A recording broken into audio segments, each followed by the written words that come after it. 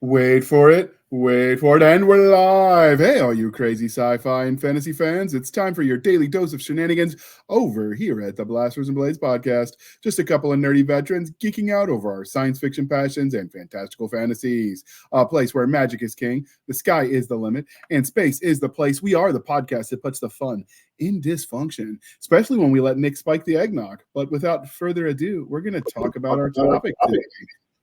We'll be reviewing Prep and Landing, a holiday series review. It will be fun. You will enjoy it. You will want to watch it, buy it, read the book. It will be amazing, and we're going to tell you all about it. But first, a word from our sponsor. Okay, I really lied. That comes later. But the holiday religion questions.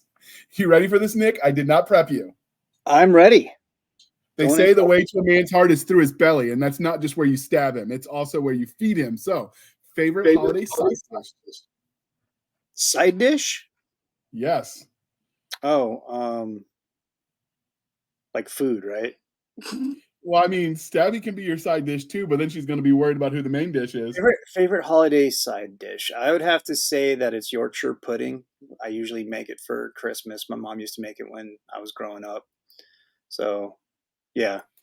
What is Yorkshire pudding? I don't think I've even ever heard of that. Essentially, it's like a muffin that's made with beef drippings and butter. And the beef drip, the oil from the beef drippings. You can use butter if you don't have beef drippings, but yeah, it's a very soft, flaky, buttery, like fluffy muffin. Interesting. I am intrigued. Bread is the way to my heart. It is my weakness, my kryptonite, my drug of choice. This will become one of your top fives. Top five breads. All right.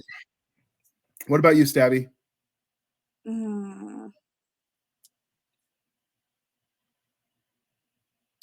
I'm stuck somewhere between stuffing. That's what she said. Mac and cheese. Homemade mac and cheese is amazing. You like it runny or thick? It's gotta be thicker than a Snicker. Yeah, you can eat it like a Crispies treat. Yeah, you should be able to pick it up and like just straight up. This is the way. The people that like it all runny and milky, I'm just like, no. How do we know you? We might want to kick you out of the country. Canada's open. Yeah, they do weird shit there. For all our Canadian listeners, we're sorry. We love you too.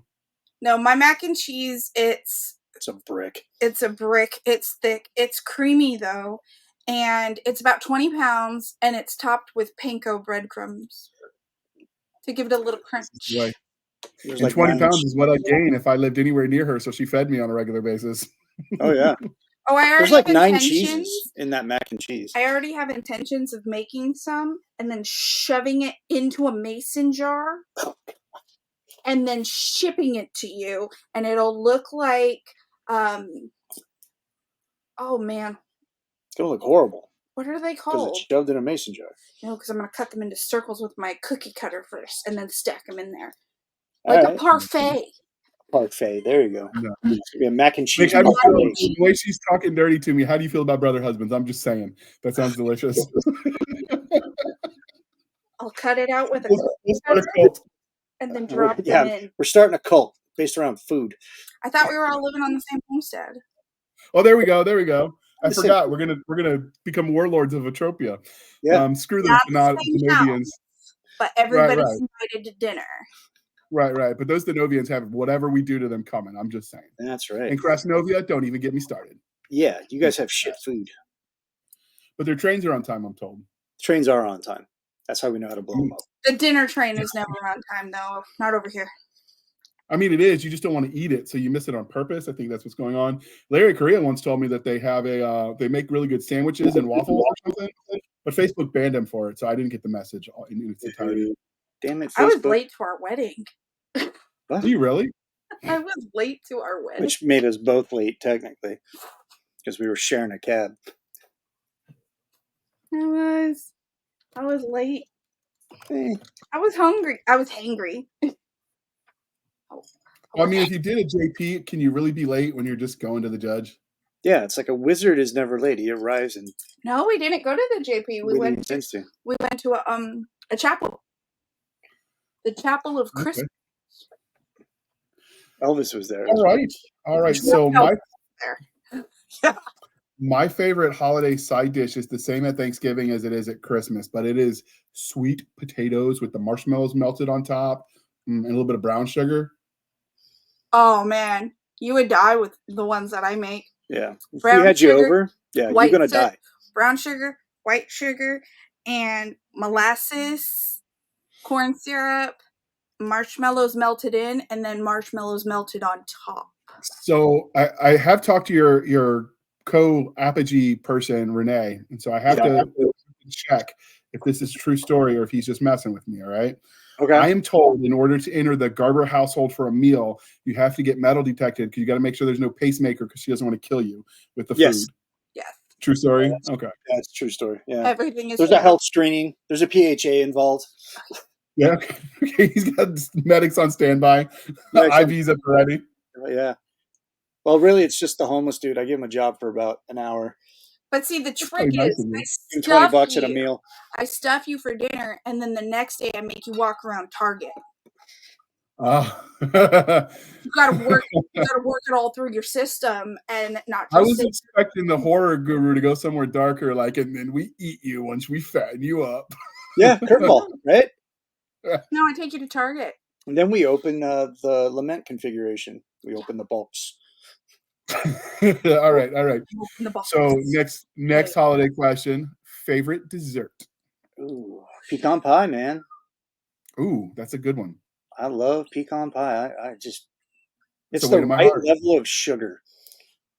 There's still a whole one in the fridge. I know. The kid buried it. Shit, I forgot about it. Not anymore. Now we know what you're having after this episode. That whole damn pie before it goes bad. What about you, Stabby? Cool. He had to buy me 4 boxes of them today because I actually found the right ones. I love the Little Debbie's Christmas tree cakes. The white cakes. The white cakes. Okay, so she wanted 2. Then she tried to make an argument for 3, but my OCD, I can't do odd numbers. I have to buy them in even numbers, so 2, 4, 6. So I was like, It was more than one is done. I get it. Yeah, she was like staring at me, giving me puppy dog eyes. I'm like, if it'll shut you up, get 4. Okay, in all fairness, we haven't been able to find them all season because there's like these TikTok trends about chopping them up and turning them into other things, so people are like clearing them out, and we found a whole rack of them. But they didn't have the big boxes. They only had the 5-packs. Do you know how fast a 5-pack will go? Plus, that's odd. Considering So you would eat them like we had to potato buy chips. 20 of them. 20 is an even number. I doubt they'll make the week. There's a box in the stocking. We made sure to put one in the stocking. It's gonna be an empty box by Christmas Day. You're gonna go in there thinking that you're slick, pulling one out at a time, and then you're gonna pull it and like, hey, we must have bought an empty box. I'm like, Oh my God. No, there's cameras in the house. I saw what you did. I love them. They're so good. It breaks my heart watching them on TikTok completely destroy them to make like dessert dips and cake pops. Like, just leave it alone and eat it. Yeah, it's already good the way it is. Why are you chopping them up? You're breaking my heart. All right. It's a crime. All right. So for me, I was gonna say pecan pie, but a close second is just good old fashioned fudge.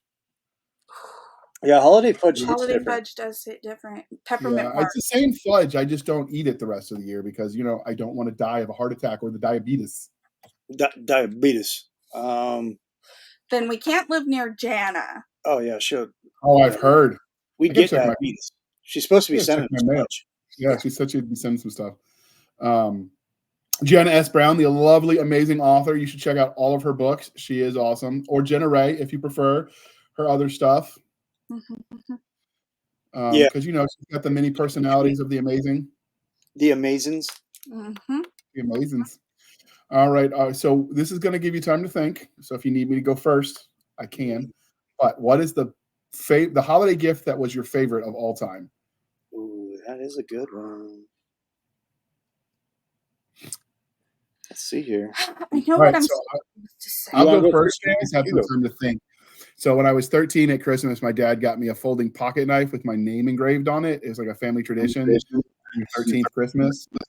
So Sadly, when I lived in Philly, we were robbed because that's what you do in Philly, and they looted it among other things, including the CDs that had all of my war pictures when I was in Philly. So I lost that knife, but the memory of your dad finally saying like, "Dude, you're kind of almost a man now." It's kind of cool. Yeah. I also got a weapon. It was my first Christmas as well. I was home for Christmas Exodus during basic training. And my dad had purchased this like commemorative Army edition Colt 45 1911. It had walnut handle. It still does. I still have the gun. But and it has the Army logo on it and the handle. And then it has my name on one side. And then it has the Army's birthday on the other, which is I joined on the Army's birthday. It's when I put my hand up and put my hand to God and all that, and signed up for the Army, which was on June 14th, 1996. So yeah, he had June 14th on there, and then my name on the other side. It was pretty cool. And then I didn't fire it for it was like 15 years until I finally put a round through the thing. That was awesome.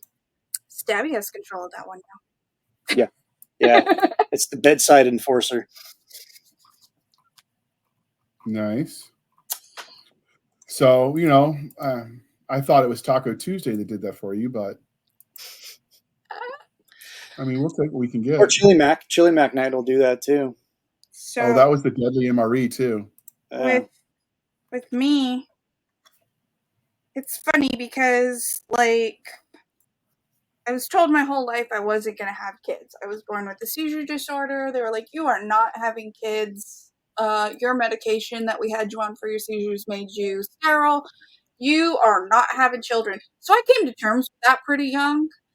And then miraculously, I got pregnant with my son. And he wasn't supposed to be born until New Year's Day. And as I pulled the turkey out of the oven on Christmas Eve, I went into labor. Yeah, your turkey was getting out of your oven. And I gave birth to my son Christmas morning of 2009. Yeah, that one was pretty special, especially since he was the first baby born in that hospital on that day. So the nurses came in, they did a whole photo shoot and brought all this because that's what you want after you just pushed a 10-pound kid out of your hoo-hoo. It's like, yeah, let's have a celebration. And as much as at the time I was like, I do not know how I'm going to do this. I was fully prepared to not be a mom. I took that role and I was like, well, maybe I can have another one. Maybe I can pull off a second miracle. And then I wound up losing my baby maker. So he really is my little Christmas miracle. Well, he's bigger than me now, but my Christmas miracle. And I'd have to say, all the material things that I get for Christmas, I love them all. Nick got me a Polaroid camera last year, and I absolutely... That was 2 years ago? Yeah. Okay. No, it was our 2 years ago. It was our first Christmas love my Polaroid camera. I love every gift that he gets me, but I have to say that it was pretty special, not just, being able to get pregnant, but being able to have him on Christmas morning. Yeah, now that he's a teenager, I want to strangle him every day. Yeah, he was a gift, all right, a white elephant gift. Yep. And before the buzzer could hit, I couldn't get rid of it. I want to go Bart Simpson, Homer Simpson on him most days, but he's mine. Okay. So that's a deep one. I mean, I'm talking about a pocket knife, Nick's talking about a gun, and you're talking about bringing new life. So I guess it kind of fits the dynamic. Takers and the gun and the pocket knife creates unlife. So here's as I said, life takers and life makers. That's right. Here's the thing in my family. We're all born on somebody else's birthday. Yeah, you guys got the raw end of the stick in the whole family. All of us. I was born on my grandfather's birthday. My mom was born on my other grandfather's birthday. My grandmother and my brother share the same birthday. My other brother shares a birthday with my aunt. And then you get into my cousins, and they're on holidays. So we have a St. Patrick's Day baby, we have an April Fool's baby, and we have a Halloween baby. And so I was like, there's no birthdays left unless we stack them 3 high. I don't know what's gonna happen. And I was like, a New Year's baby, that would be so cute. And they're like, that's your due date. You're due on New Year's. That's your yeah. And I was like, okay, a New Year's baby, that'll be cute. At least it's on a holiday. It still fits in, but it's not so close to Christmas. Yeah, shouldn't have said that out loud. I jinxed myself. Attention-seeking child decides to be born on Christmas, so all eyes are on him. Yep. So he shares a birthday with Jesus. I get a special birthday dinner. I'm like, it's Christmas, and in this house we do prime rib. So I hope it's prime rib you want. Yeah, it makes presents difficult in the house. So maybe you'll get a Christmas miracle and someone will like drop a baby in a basket at your doorstep and you're just stuck with it. And you get that baby you wanted. A Christmas miracle would be him joining the military when he's 18. So we're not a political. Let's talk about, since you mentioned that, what is your table going to be for Christmas this year? Say that one more time. What is going to be on the table at Christmas this year for your main dish? Yorkshire pudding, macaroni, probably green bean casserole. I'll make green bean casserole or mashed potatoes. Those two. And there will be baby cakes, cupcakes. Baby cakes, cupcakes. We don't do a cake anymore because nobody eats that much cake. Yeah. So we go down the road. We have a local bakery that it's called Baby Cakes, and that's all they make is like specialized cupcakes. Fancy cupcakes. And they're amazing. The chocolate and sea salt caramel. I love the chocolate peanut butter. They got all kinds of good stuff. They got a tiramisu, they got a tres leches, they got a red velvet. That one's really good too. The German chocolate one is pretty bomb. Yeah, that's one of my favorite cakes. So I'll eat that. Last year they did an eggnog one, an eggnog cupcake. But that's what we do for our birthdays around here. We don't get a whole cake and sing around a cake. Everybody gets to pick a cupcake, and then whoever's birthday it is, they get 2 cupcakes, and we put the candles in the 2 cupcakes. And since I'm getting longer in the tooth, it's going to be 3 cupcakes soon, I'm sure, to put all the frickin' candles on. That's why I just do the numbers. Yeah, I'll probably live triple digits. Well, I haven't thrown away numbers in a while, so we don't have to buy new numbers. Yeah. Start mix-matching numbers. I don't even think we have a 5 or a 0. That's coming up. Let's think happy thoughts. So we're going to be having ham. We always do ham at Christmas. We should do that at Easter. We don't really make this big of a deal about Easter. We'll talk about Easter when we do an Easter episode. And New Year's too. We get so it's baked ham. The honey baked ham, yeah. Is that what you guys go for? The honey baked? Yeah. This year I got a Members Mark knockoff cheaper brand because budgets, economies thing. It's Sam's Club brand. It's not bad. So we're gonna do the ham, probably some potatoes and some green beans, sweet potato casserole. Do you garlic mashed potatoes or you just go like normal butter and chives? We mix it up. Sometimes we do garlic, sometimes we do regular. I do I don't know, there's just something because the smell of the kitchen, that's what I remember most about the holidays, especially Christmas. There'd be all of my uncles and cousins around, just loaded with family. My grandma would be there, which was her birthday on the 7th. But the smell in the kitchen, because my mom would be in there, my grandma would be in there, and they were both awesome cooks. So they were in there just doing wizardry up in there.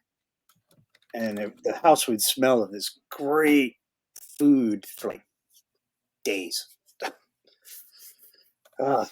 It's one of those moments that you like.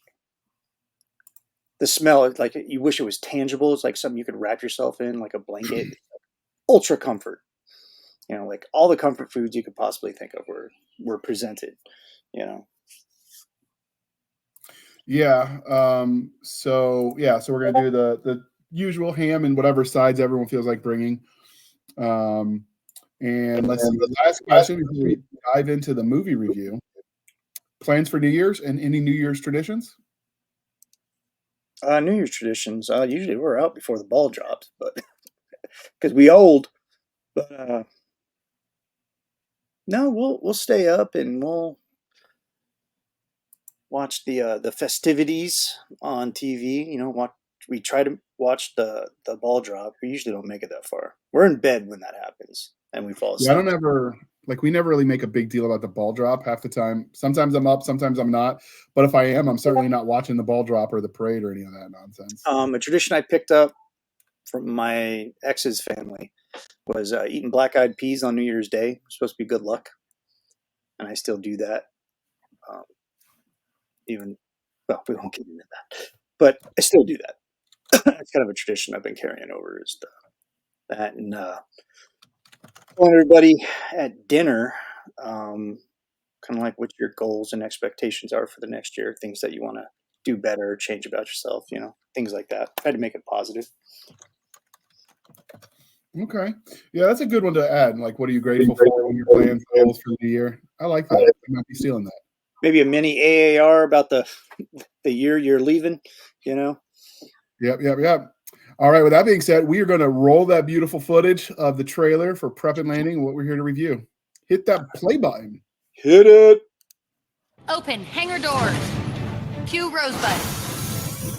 Reindeer ready to roll. We are go for launch. Dash away all. Before the big guy takes off, he gets a little help from his friends. I'm part of Prep and Landing, an elite unit of elves getting houses ready for the big guy's arrival. Our mission statement: get in, get out, never be noticed. This holiday, 364 days of preparation, one night of perfect execution. Sorry. the figgy pudding Figgy pudding. hits the fan. But no one does stealth He bit the other dancer.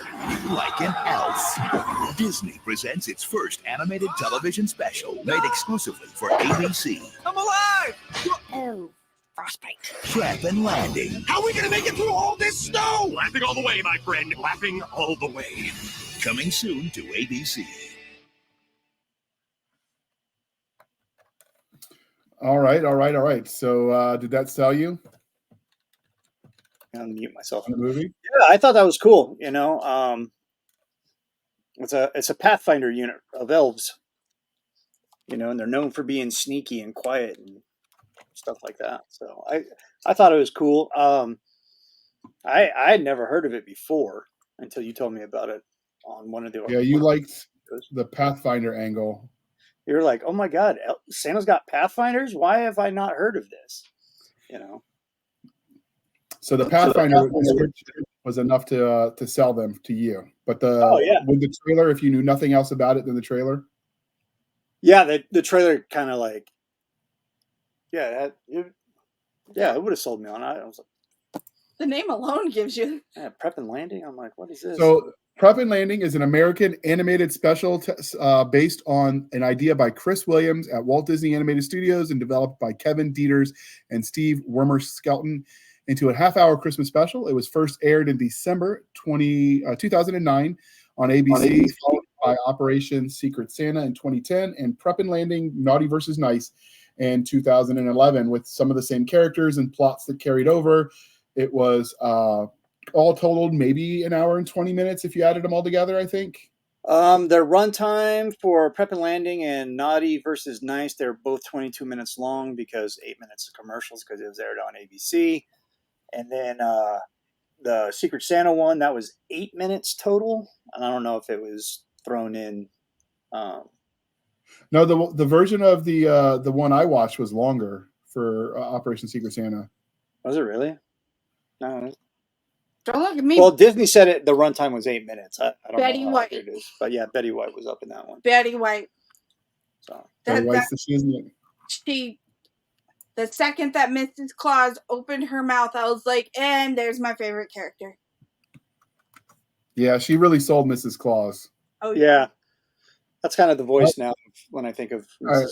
Maybe I was wrong because it says 8 minutes, 7 and some change. So yeah, you're right. Yeah. So it was under an hour. Yeah, it was like 50. My math is going to be wrong. So 22, 44 plus 8. So yeah, 52 minutes. Give or Carry take. the 1, divide by 3, multiply by. Contact the VA, non-service connected. 5 plus 5, 5 plus 5 plus 5. 50-something minutes, but it was good. Like we watched it in under an hour to prepare for the show. I had never seen it, and the day was getting away from us because we had shopping to do still. Stocking stuffers. Stocking stuffers. Yeah. So the series goes in order: Prep and Landing, Operation Secret Santa, Prep and Landing, Naughty versus Nice.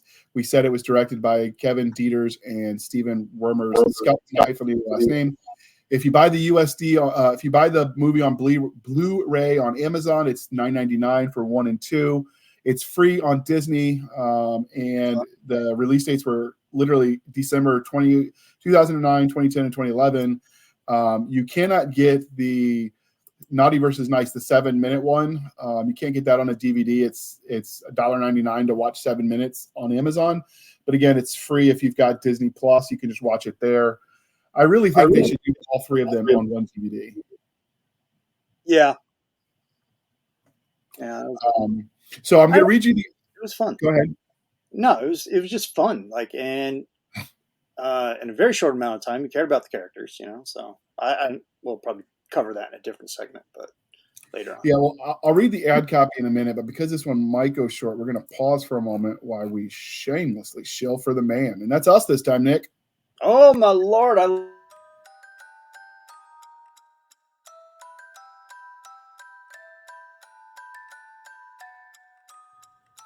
Ho, ho!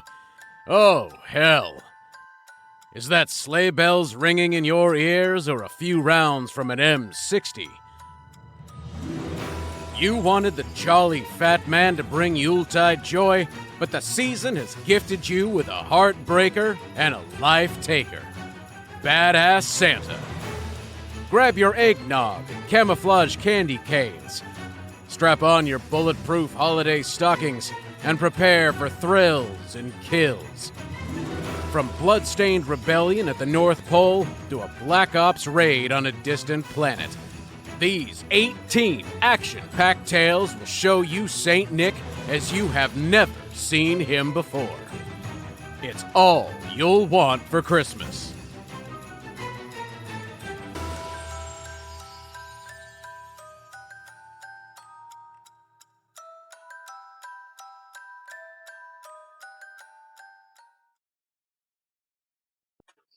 I have a tactical stocking. Nice. So as you're looking at the screen, that is the Naughty versus Nice 1 and 2. Then we've got the promotional cover for it based on in-series lore about Lanny and Wayne. Wayne is the one up front. Disney's Prep and Landing. This is the Naughty versus Nice. The Miss Claus, the Operation Secret Santa. They never show you Santa's face, so it's got that effect of the Charlie Brown. They call him Charlie Brown.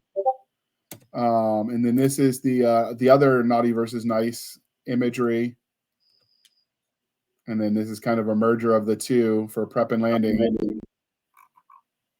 And this is if you buy the DVD on Blu-ray, like we mentioned. That's right. So I really like this. This is my favorite image from the series because, like I said, they went all Spec Ops. Yeah. But yeah, so those are some of my favorite of the series. But I'm going to read the ad copy real quick, and then we can discuss it. So the first one, Prep and Landing, it says on Christmas Eve, a high-tech team of elves from an elite unit known as the Prep and Landing ensures homes around the world are prepared for Santa's visits. But when 2 hilarious little elves are face unexpected challenges and are pushed to their limits, it'll take a great big effort to save the season. Enjoy a heartwarming holiday classic sure to make everyone's Christmas list. Do you agree with the summary, and does it sell you? Yeah, it's real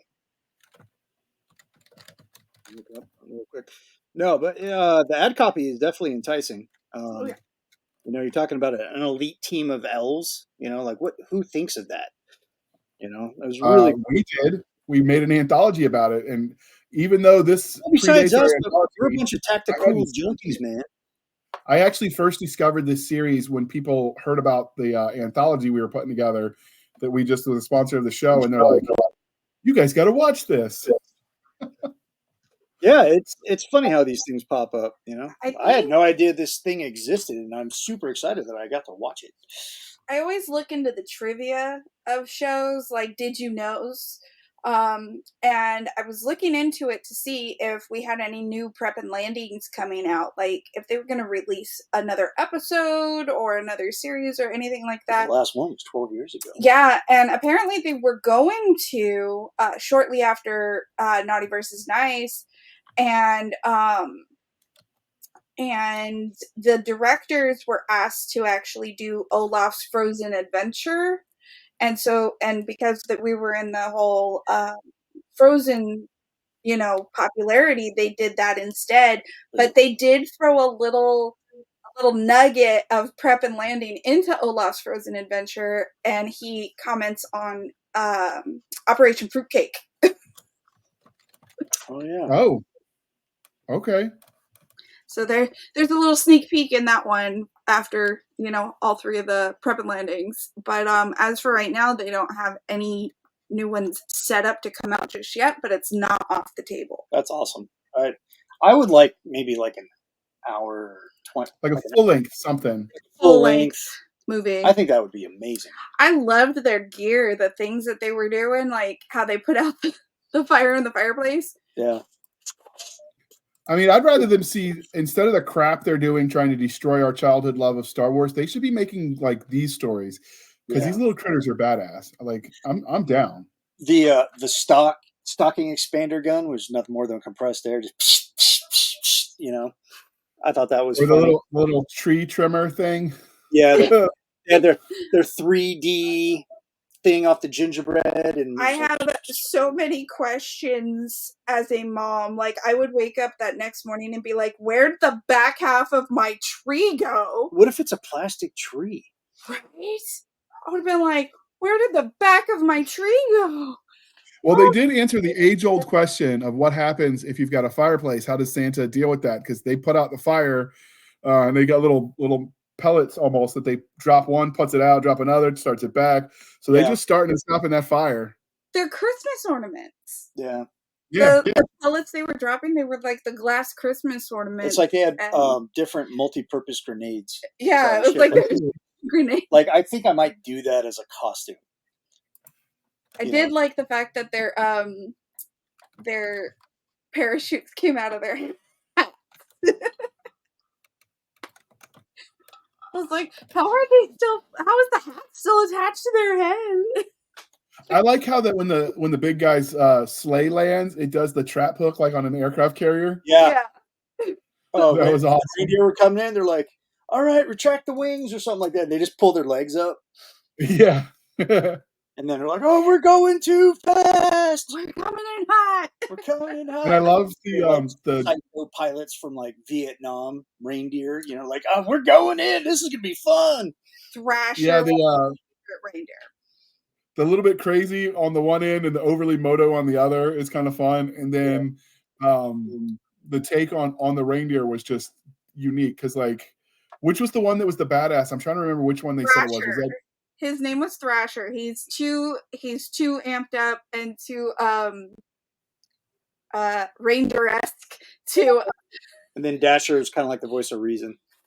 No, Thrasher's the one that's not allowed to pull Santa's sleigh because he goes Mach 2 too quickly. Well, it's Dasher and Thrasher in the front. It's not Thrasher. It's Dasher and Prancer on the front. Thrasher pulls the elves out. Oh yeah, Thrasher's the extraction vehicle. Yeah. They're like, how quickly does it get to Mach 2? Buckle in. Thrasher's the Alert Ready 5 aircraft. He's cute. Yeah, I did it. And I like the way they did the code names, like for everything. Tree skirt.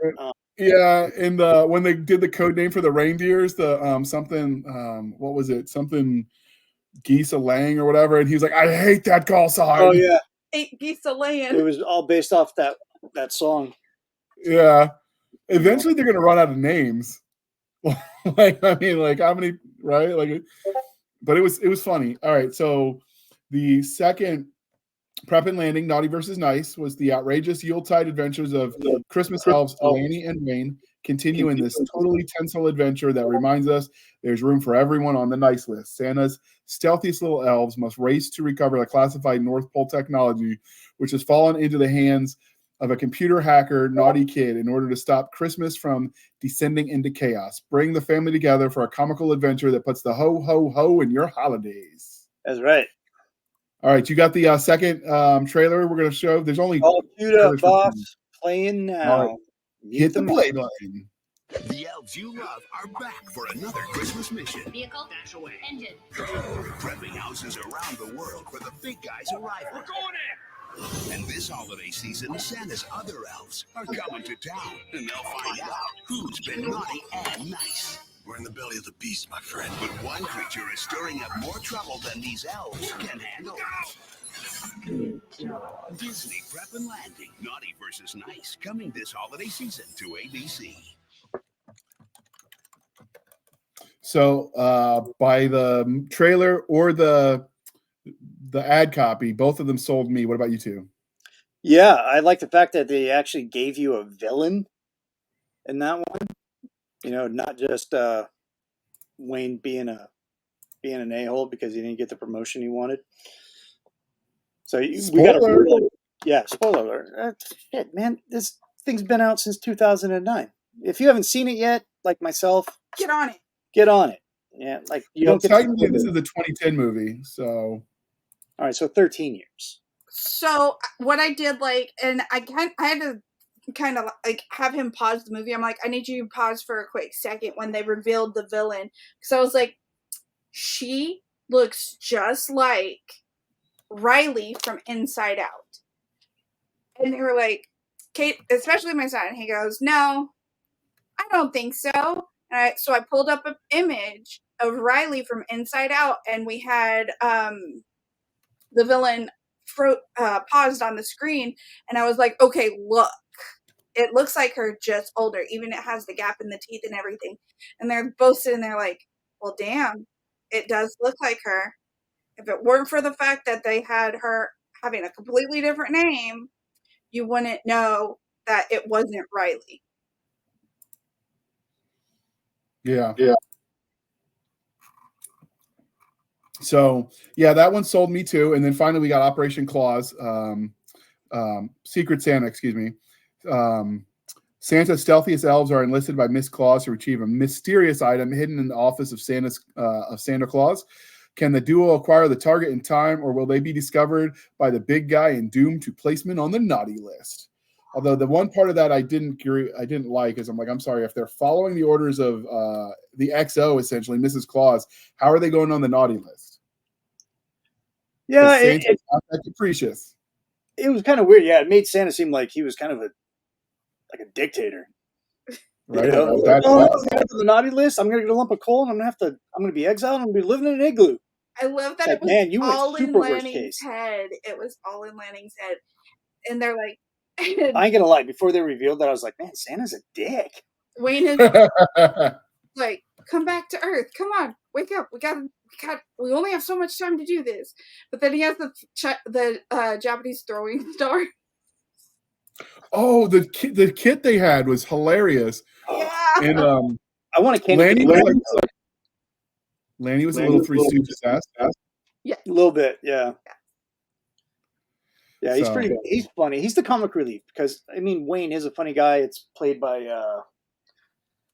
David Foley, who, if you're old like me, you used to watch Kids in the Hall. He was on a show called Talk Radio with Joe Rogan and John Hartman and all that. Like, he's a funny... Joe Rogan?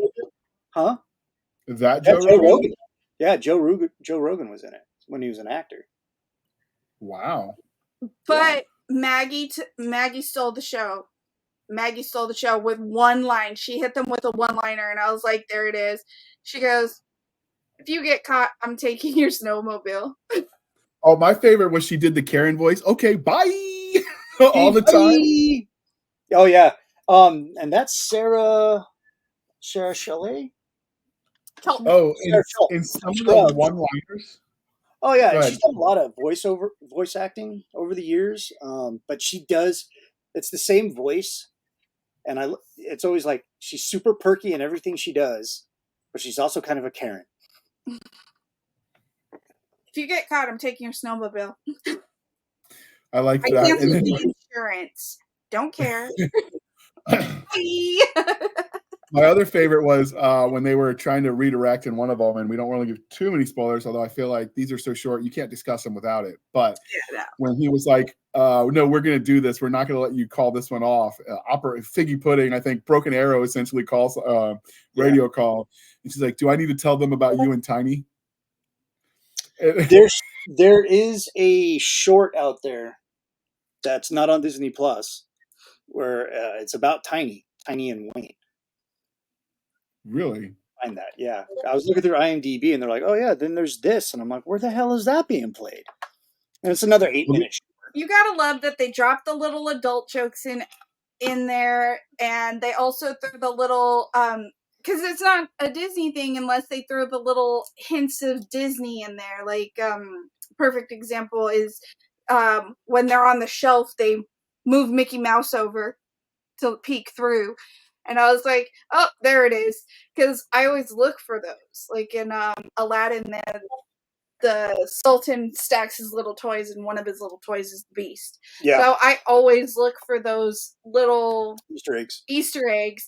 And when they scoot all the teddy bears, one of them is a Mickey Mouse. And I was like, oh, there it is. There's our Easter egg.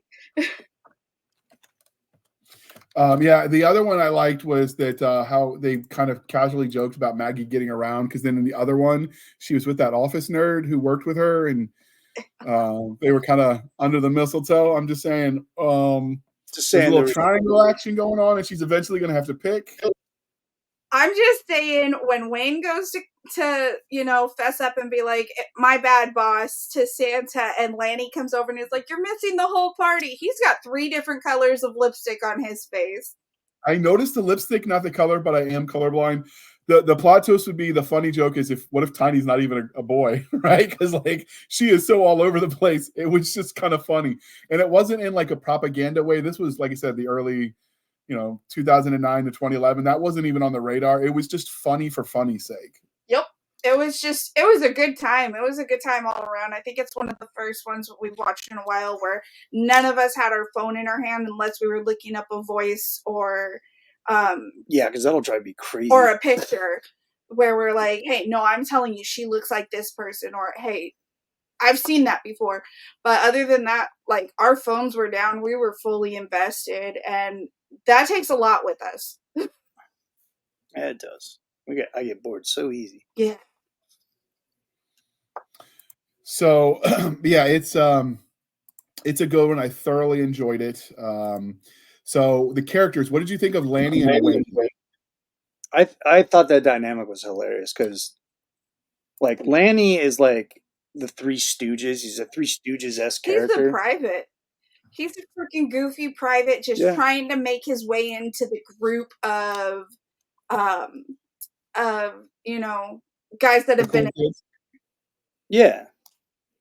So here's a one line that I think describes it. When they if you watch Band of Brothers, they had that scene where the new class of West Point grads are just showing up, and all these guys have been like fighting for years, and this new cherry lieutenant's supposed to tell them what to do. And he's like, well, I was top of my class. Or like this scene in Hamburger Hill, I was the commanding officer of my ROTC detachment. This guy gets here and he's like, he was top of his class at Tinsel Academy. And then this guy can't even open a door. And he's like, must have been a small class. Like, can somebody help me out here? He reminded me of it's like, you got to pull, man. He reminded like every new lieutenant. He reminded me of the young kid from Lone Survivor when they made him do the dance and then, and then recite the poem. The poem. That's what he really gives private vibes. And Wayne gives, I've been doing this too long, I've been in too long, I've seen some things. Yeah, that was Wayne. He was the crusty old vet. He's like tired. He's Gunnery Sergeant Highway from. He busts his belt open and his belly gets poop. Yeah, from Heartbreak Ridge. So yeah, like So you take the Rook and you put him with the crusty vet, who just got passed over on a promotion, so he's feeling a certain way, so he's just salty.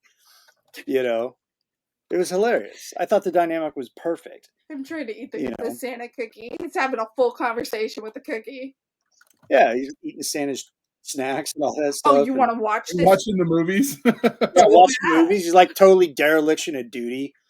He's like, he just doesn't care. He's like, F you, fire me. What are you going to do? Bend my dog tags, cancel Christmas? Come on. What are you going to do? What are you going to do? Oh, you want to watch this Christmas special? Too bad. I was like, oh, I've been that level of petty in my life. I felt that way when they tore up my E6 packet. In my defense, he shouldn't have asked my opinion if he didn't want it. Yeah, I don't know why they don't learn. I mean, like, yes, some officers want you to give their opinion back to them, but I felt like, when I told him I didn't think that was his decision because I thought too highly of him for such a stupid opinion. I thought that would have gotten me out of jail and not gotten me in more trouble, but oops. I didn't think you could hit this level of low because I thought you were one of the good ones. So I definitely could resonate with Wayne. I was like, right. I've been that guy. I've been that dude, It's like getting passed up for promotion. Yep. Or your career's not going the way it's supposed to, and you had like assurances from the higher ups that it was going to go. So. But what made it worse was he got promoted. Like the guy that got promoted to the position was one he trained. Trainee. Yeah. I was like, oh, yep, been there too. F that guy. That pain. I felt that pain. And then you're putting him in charge of me? What? Yeah. I think a lot of parents probably was like, that's relatable. Well, yeah. I mean, everyone. I think everybody every adult has probably been in a position like that at least one point in their life where, they were told they were getting that promotion. It was a done deal. Just show up on that Monday. Yeah. And he shows up with his Christmas tree tie, and he's like, he's got a little pep in his step. He's saying his goodbyes. Eggnog. He's got his eggnog going, and then, was it Maggie? Yeah. Maggie's like, yeah. Okay, bye. Tell you didn't get the promotion. Okay, bye. And you're like, you seem bitch. I love how she totally gaslit him. Oh, you seem disappointed. No, I'm really glad that the guy I trained, got the job I was supposed to get. Oh, good. I'm glad. Let's get back to work. Yeah. I'm like, my favorite though is when they were about to call the figgy pudding and she's standing in the bubble, I guess, the CIC, whatever they call it. And she's like, I should have stayed in toys or whatever that was. Oh, yeah. Yeah. This promotion. I knew I should have went to toys or toy development. Yeah. She said I should have stayed in toy development. Yeah. And whoever the guy was tried to tell me. Yeah. There's things like that just made it a very enjoyable series. I wish it wasn't so short, that there was so few. Yeah, I wanted more. There's a book though. There is a book. It was super good. It gave you something to watch with the kids where there's, all of the Christmas joy and the characters that, the kids know, but then there's adult humor in there too, where even the adults are like, yeah, that's relatable. It's not just singing and fluff. You're right. So did you have any favorite secondary characters? For me, it has to be Maggie. Like, she stole the show. Maggie was great. I loved her. But Wayne's brother. Oh, yeah. Wayne's brother. Yeah, the coal elf. Noel. Noel. As a naughty coal elf delivery person, and he's like, this is my big brother, and I love that he's bigger than Wayne. Yeah. So and that old miner that's sitting in there, like with the Wayne. on his head. The name right. It's like just mining from the 1800s. He's like, his name is Dwayne, and then they get it wrong. Yeah, they get it wrong in the newspaper, and he goes, "Why does no one listen to me when they get it wrong?" But it's actually right. His name was Wayne. That was funny. Or the gadgets that they used were different because they were a different Spec Ops team, essentially. Yeah. And they're like, "Oh, you're still using parachutes?" Huh. Okay. It's like, yeah. He straight up Captain America's out of the back of the plane. It was What was the name when he of that? just jumped out of the back of the flying sleigh, but it was a flying Christmas It was ornament. Yeah, Like it was a snowmobile that Wayne was looking at earlier, and he's like, "Hey!" And then he gets called to action. He's like, oh, "Hey, don't tell it to anybody." And then Noel comes crashing in, drives his vehicle into the bar with his snowmobile, and it's the one he wanted. with the confidence of an E4 with like 7 DUIs and hasn't been kicked out. He still knows more than the LTs. Yeah, well, that's a given. Right. But yeah, it was really good overall. So what did you think of the overall, the way they did the plots? Like they were small, self-contained, but it did feel like even the 8-minute ones seemed like a full episode. Like I mean they were concise storytelling. Yeah, it's like their storytelling capabilities are top tier. Where you can make an 8-minute one seem longer and not in a bad way. Jingle bam. Yeah, jingle bam. I'm gonna start using that during the holidays. If I catch a group, jingle bam. Jingle bam. That's totally tinsel. That's totally that one. Oh yeah. Code red. Code cranberry. Code cranberry red. So let's move on to that. Then we talked about the plot, but let's talk about the world building.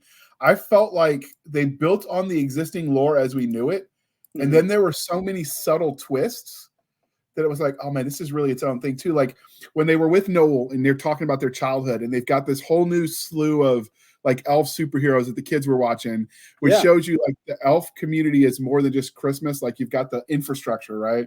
So you've got the barbers and the car dealers and the whatever, like they all exist too. Yeah, it's very just every elf. Very human-esque society outside of making toys, delivering toys, and the other jobs that they have. But all those jobs supported the infrastructure that allowed them to make toys. It was like the support crew that lived around the old military bases, right? Right. They gave it that camp follower vibe.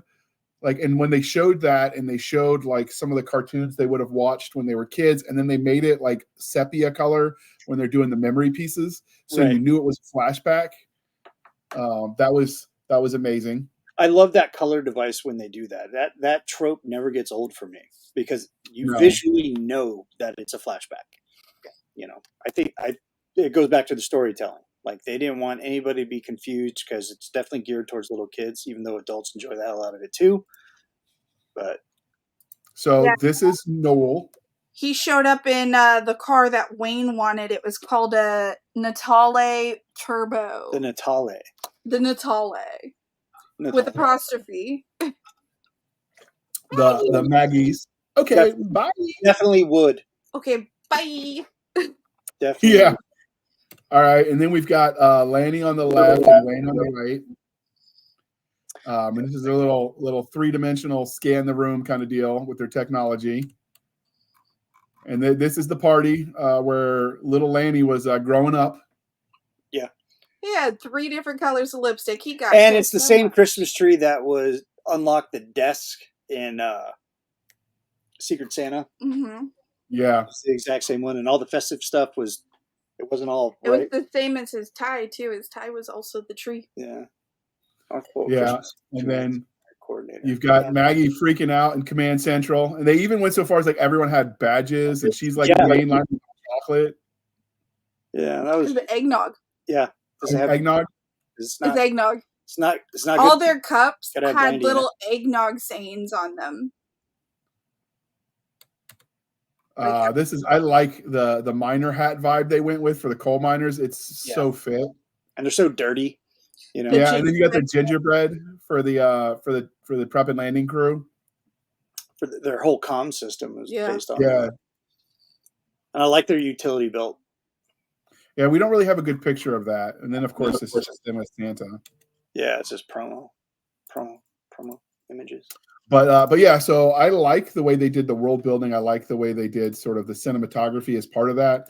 The way they picked camera angles and like, it wasn't all just straight on, which Nick will go ranting on if you see pictures where everything is center focused. Oh God, that drives me insane. Even when Mrs. Claus had them going on their little secret Santa mission, and they start dropping down in the floor, and they're looking at Santa like, "Don't wake up, don't wake up!" And all of a sudden, you're in Santa's man cave. Yeah. And well, and what I found funny about their looks is because I've been on missions where it's supposed to be like real sneaky peeky, like get in that house, don't wake up anything, recover what you need, and then bounce. Where the whole time everybody's got the same look, like, oh god, I hope they don't wake up. They don't wake up. Well, it But I opens do not want to have to kill the big man. his man cave, and it looks like a man cave. It's like his old jackets from overtime. The green suit, yeah. It's got, his little workbench with all his tools on it and everything, and then he's just got random boxes everywhere, and you're just it looks like a man cave. My favorite though was when Betty White's describing the neatly pile of manly stuff when she talks about his stuff, or when right as they bump into the nutcracker. She's like, frankly, I just didn't want it in my house anymore. Watch out for the nutcracker. It's like, we should have called it the hip cracker as many times as I bumped into it. It used to be in our foyer, but I kept tripping over it. I kept tripping over it. Should call it the hip cracker. Should call it the hip cracker. Oh my god! Yeah, that was Betty White nailed it. Betty White nails everything she's in. Oh yeah. Oh, I would pay to just listen to her read ingredients on like a muffin box. Oh man, I forgot to get muffin mix. Jesus Christ! What did you remember today? Thanks, Nick. All right, so we've talked about all the various parts of it. We kind of, in our review overall, like we meshed it all together because they were so short. And we really think you just take an hour and sit and watch all three. If you've got if you've got Prime, you can rent them. If you've got Disney Plus, you can just watch them back to back. Yeah. It is worth it. It's family friendly. I can't think of anybody who is too young to watch this. No, I think I'd put the age range from like newborn to senior citizen. It's just it's got a little bit of everything for everybody. And it's really hard when animation. It's hard for animation to do that. You have to have, jokes that fly over the kid's head, but the adults laugh at it. You know what I mean? So they're not asking you 20. What did he mean by that? Because it just flies right over their head. Yeah. It's just they're being good to you. Yeah. But so overall, how many stars are you giving this out of 1 to 5? Well, let's see here. We got Grenade Foo, Santa Foo. We got Candy Cane Grappling Hook Foo. Academy Award nominations for Lenny and Wayne for being our ultimate protagonists, and especially for Lenny, giving back the spirit of Christmas and his job to Wayne. So his purpose. I give it 5 stars. Nick says, check it out. All right, Stabby. 10. How many muffin tins? I give it a 10. I give it 10 candy canes. 10 candy canes. I loved it. I like it. it. Was so good. It was just fun. It was just fun. Like what I really like something that's just fun, and it was just fun. I like how they had some of the adult vices, but they made them like holiday appropriate. So like one of the Thrasher wanted cigars, but they weren't cigars; they're actually just candy canes in a cigar box. Yes. Or the whiskey flasks that's actually just chocolate or eggnog or whatever it was they were drinking. And Wayne's eggnog mug said eggnog or nothing. Right. Oh, so Wayne. Overall, you funny little I'm giving it 5 out of 5 as well. This is a family favorite. I'm gonna watch it again next year and the year after that until I have to cancel Disney, because this is just one of those ones. It's a must-watch during the holidays. I agree. I put it right up there with what was that one that we watched with Ryan Reynolds and Will Ferrell, the musical. That was called Elf. No, it wasn't Elf. That's definitely on the must-watch. That's on a must-watch. It's hold on. It's a musical modern retelling of A Christmas Carol. Oh, okay. I can't remember what it was called for the life of me because it's funny. It's called. Pulling it up. Spirited. Yeah. Well, Will Ferrell plays the ghost of Christmas Present. He's the ghost of Christmas Present, but he was also, spoiler alert, if you haven't watched it, he was also the original Ebenezer. Yeah. And it's fun. I don't usually dig on musicals, but it's one of my favorites. Yeah. Holiday favorites. So check that out too. We might have to do a show on that maybe next year. That one is so much fun. Next yes, season. definitely. Yeah. It is. We're going to start doing some of these holiday episodes every year. And then, of course, because they're going to be seasonal and timeless, we will we'll run a holiday themed, what do you call it? Where you can group them together on YouTube, and we'll have maybe a master list we'll float around of all our holiday reviews so people can join us, because these are going to be timeless. You can watch this next year, enjoy it all over again, and it'll be new again because you'll have forgotten everything we said. Yeah, like most times when I talk, or most times what we do as soon as we finish talking. Yeah. Like, wait, what did I say? Yeah, that sounds smart. Okay. It's like have you ever had those moments, since we are creatives, like have you ever come back to something you didn't finish, but you're coming back, okay, I've got to finish. I've got these half finished whatevers. Let me go back and see where I was and be like, man, this is actually pretty good. I wrote this. Well, yeah, and you're like, who's the genius that wrote this? It wasn't me, because I'm going over old Phantom Hawk issues that I wrote but I never produced. I'm like, man, this is good. What idiot didn't do this? And I'm like, oh, wait, I'm the idiot. Yeah, I'm definitely a fan of this one. But yeah, I've been going back through some of my old stuff because the docs messed with my meds, but I actually haven't had brain fog in like 3 weeks now, and I'm finally like productive again. So it's like that feeling you get when you get when you get over the flu and suddenly you've just got all this energy. Yeah. I'm feeling that with my brain. I'm digging it. So good shit. The trick was changing the meds and combining it with the healthy living, like the dieting and the exercising again. But you've been killing, bro. I'm proud of you. Yeah, who knew the biggest trick was it wasn't so much that I wasn't doing good calorie wise, but when I started making protein more of the calories than less. Attaboy. Something about the protein was doing it. Yeah. So I'm going to probably have to invest in some good beef jerky or something and learn to make it myself, because that's a good way to do it. Oh, absolutely. I can't do the powders, man. I try not to put artificial stuff in me where I can. I have one that's pretty good. I think I sent it to you. It's low carb, which I really enjoy. And it tastes good, especially put some like a banana or peanut butter in it. Yeah. It's so awesome. Chef's kiss. Chef's kiss. I'm going to have to mix that up. But yeah, if I could do beef jerky instead, because who doesn't love beef jerky anyway? We get a pretty bomb beef jerky on our way to Vegas every time we go out. So we'll grab you a few bags and ship them to you. And wherever there's a Buc-ee's. Yes, we do. We don't have Buc-ee's out here. We used to have a. We're going to get one soon, because you're in Virginia, right? Yeah, I'm in Hampton Roads.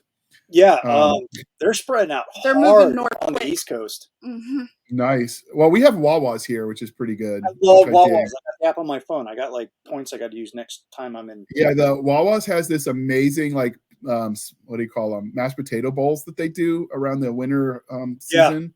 Yeah, they're pretty good. Goodness. Yes. Like I was leery at first about eating out of a gas station, but my parents were like, "No, you've got to do this. It's delicious." And dude, have you ever had their subs? They're amazing, along with their they soup. are. Yeah, and their chicken sandwich, like they're right up there with Chick-fil-A on the chicken sandwich for me. Their Italian sub is amazing. I have a Wawa story for you guys when we get off there. Wawa's. Nice. So we're not here to talk about food, but it's been nice getting the brain fog cleared. So productivity 2024 is going to be our year. Yeah, our year. We're doing it. Let's go. Gonna do the thing. We're going to do the thing. Hopefully we'll win enough that we'll catch up with Larry Correa and buy our own dang mountain. Ooh. But we'll have a bigger mountaineer mountain. How good a shot is Larry Correa? Because we could just take the mountain. I mean, he was a firearms instructor, and he did the remember that kid in the mall that did that impossible shot? Yeah. He mimicked it in the same time. So I probably wouldn't test my luck unless we could get fire superiority and air support. I mean, we could pepper it with artillery, really salt the earth a bit. I have a friend. I mean, we'll talk about dealing with Korea, with who's a friend of ours, by the way, so we're not going to kill him. Yeah, I want the spicy air. Drop some CS. I have a friend. Stabby, hold on. What about the spicy air? We could drop some CS and gas him out. I think he's got a mask. And I think Korea's probably prepared for that. those Mormons are prepared for anything. That's why I like them so much. Repopulating the earth. Right? They have a billion kids. Whatever. It's good. I mean, technically, my uncle owns. The final fight will be between them and the Amish. My uncle owns a mountain in Utah. Aren't the Amish pacifists? We'll see. We'll see next on the zombie apocalypse. All right. So what were you saying, Stabby? They're very biblical people. I'm just saying. I was saying air support. We could do that. I'm from Vegas. I know some of the Thunderbirds. But then I said, my uncle actually owns a mountain in Utah. So I mean, if we just need a mountain, like we can just take it from my uncle. I think with love. We'll take it with love. No, that'll be no, we won't. Our secondary homestead will be in a mountain. We won't take it with love. That's not happening. We're gonna take it in case we take it. In case we lose Handley City and Atropia, we can move to Garber Town in Utah. Well, Garber Town was going to be the annex in Handley City and the great Astropian micronation we were starting. Okay, so we'll call it Mount Stabby. Mount Stabby. Yeah, that would be like our third line of defense. Very much so. Mount Stabby. I'll explain after the show. Okay. We definitely need to come up with our own currency. So just because we're having fun, dear listeners, if you want to come up with some currency, and you send us some funny slapnut. Send us some funnies, and Nick and Stabby and I will judge it on the air, and the winner will get something free. I don't know what yet, but we'll give you a prize if you send us the funniest currency idea for Atropia, the nation we will start when the boog hits. So funny. I will send you 2 packs of beef jerky there? That'll be 20 slap nuts. I will send you an autographed kitchen knife. Nice. So do we get the bottle caps? We could go full Fallout. You mean pogs like in Iraq? Yeah. Oh, I think I still have some somewhere. I do. I didn't cash them all in. Every once in a while I pop it open and it's got like my old notebooks and mission logs and things like that in there. And some. I didn't get to keep all of my my soldier notebooks, the green ones that go in your cargo pocket, because some of them had biological contaminants on them, and they didn't let us bring them home. Yeah, I had to toss a few of those because we were after a guy named Chemical Ali, and how are you not going to get contaminated when you're going after a guy called Chemical Ali? Well, ours was more biological than chemical, but you pick it up what I'm laying down. Yeah, goat piss. Or sure. All right. With that being said, you can find us on our Linktree at linktr.ee. Again, Linktree/Blasters and Blades podcast, where we link to all the things, the bit shoots, the rumbles, the Twitters, the email for official business purposes only. We link to our Facebook group and Facebook page, and most importantly, we link to Madam Stabby Stab's Instagram, Twitter, and email, where all the hate mail and shenanigans should and do go. Have you got anything good lately? I made the shirt creator cry. Nice. Well, he was trying to overcharge me for Stabby merch, and we both know I don't play that game. You don't do that. You don't do that. I made him cry. Nice.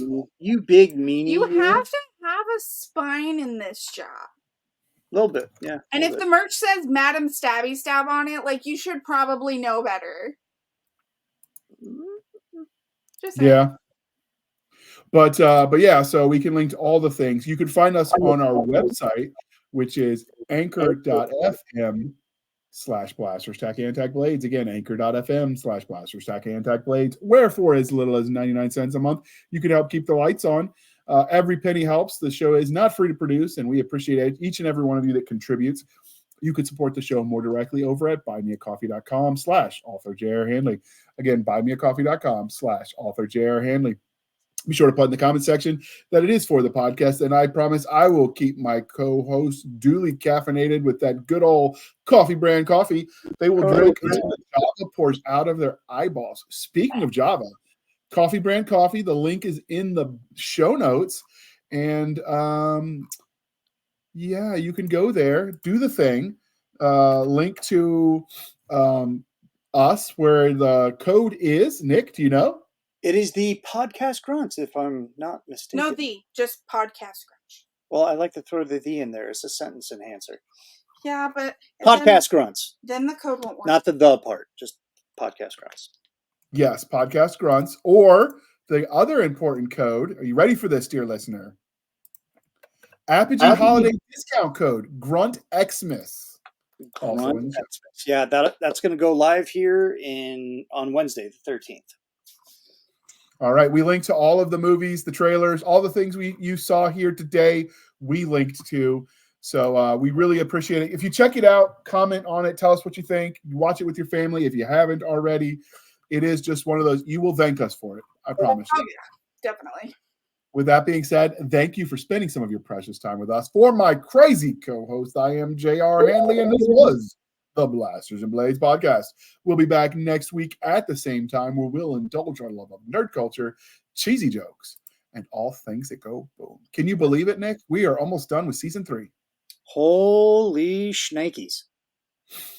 They get to look forward to our end of season review, which is part AAR, part nostalgia. They get to listen to our chat about Space Rangers with a couple of Spec Ops plus me. Yeah. Yeah. It's going to be the thing. Jingle Jingle bam. bam. It's Tansel. We didn't even talk about Noel's voice. That was Totally the tinsel. illustrious former Lieutenant Colonel Rob Riggle turned comedian. Was it really? Yeah. Nice. So what we're telling you as we're about to hit the end credits, check this out. You will not be sorry. And with that, I'm going to hit the end button.